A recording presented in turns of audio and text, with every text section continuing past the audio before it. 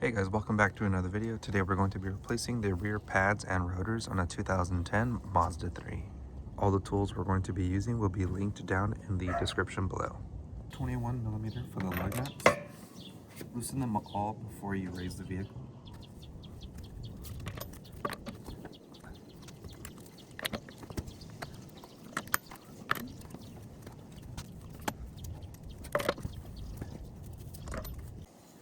When you lift the vehicle, you want to put the jack right here in between these two spots, but you can't lift from there, so you have to lift further over to the left so you have enough space to put your jack right here.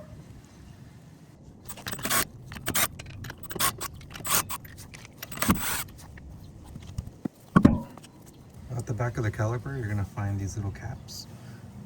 Use a small pocket screwdriver or your finger to just pry it out. Caps like this. This will expose the 7mm hex behind the boots. So you get a 7mm. Fit in there. Now you can crack these bolts loose.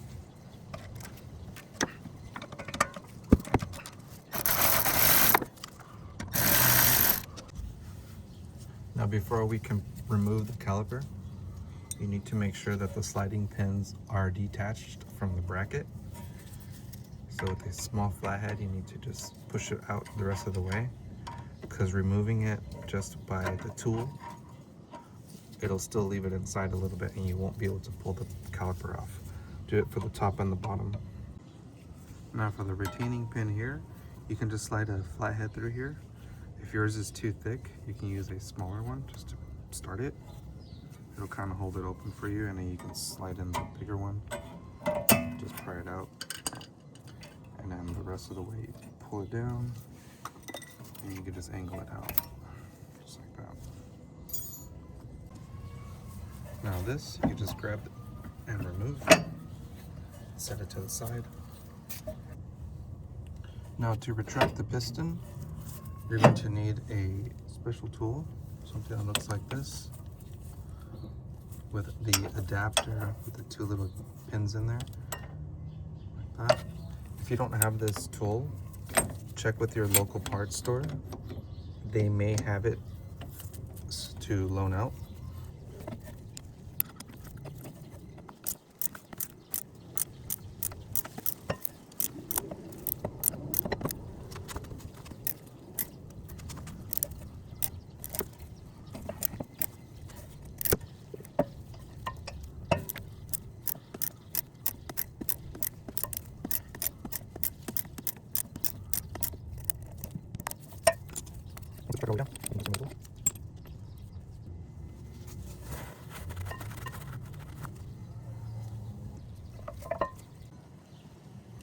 At the back, you'll find two 14mm bolts.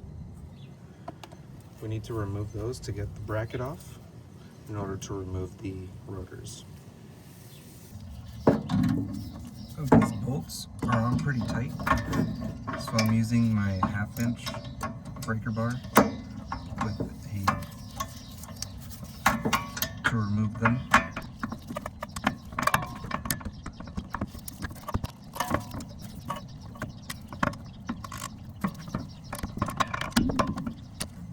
Once they're loosened up,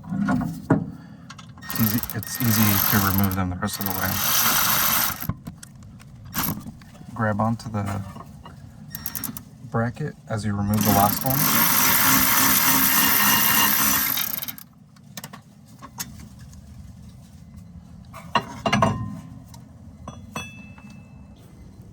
Now, more than likely, the rotors are going to be stuck and they won't come off very easily. What you can do is, if you're replacing them, you can just hit them with the hammer until they break loose. Put a lug bolt right here, or a lug nut right here. So as you hit it, it just won't fall down onto the floor.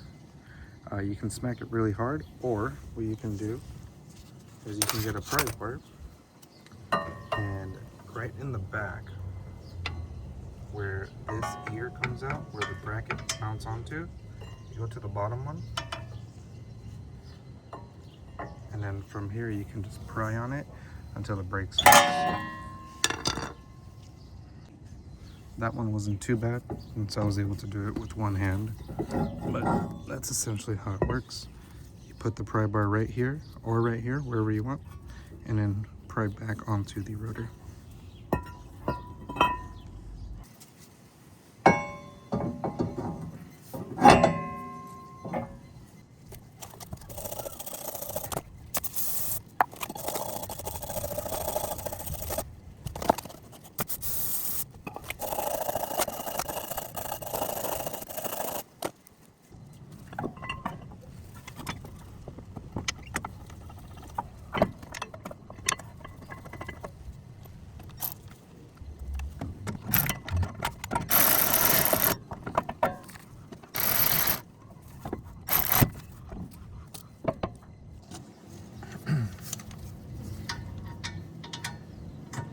We're doing torque spec 60 foot-pounds.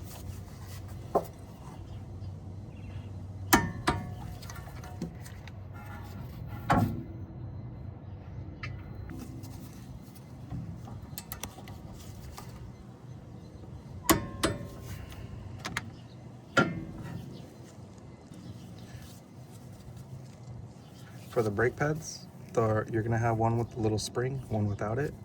The one with the spring goes on the inside, the one without goes on the outside.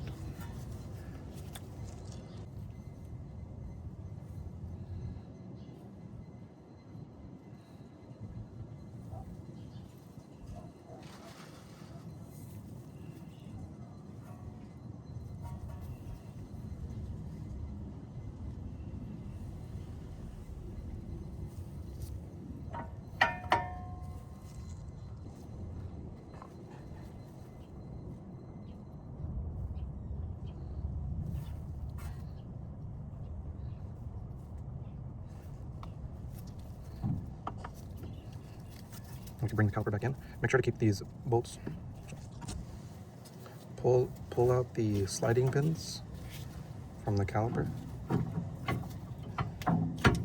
so we can clean these up and lube them up.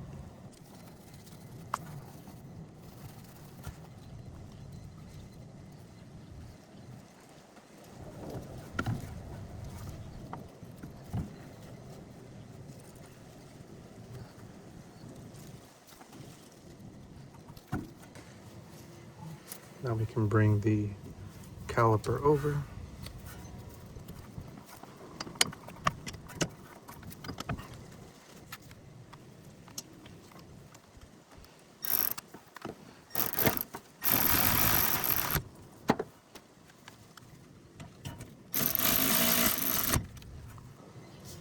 Now we're going to do 25 foot-pounds for the caliper pins.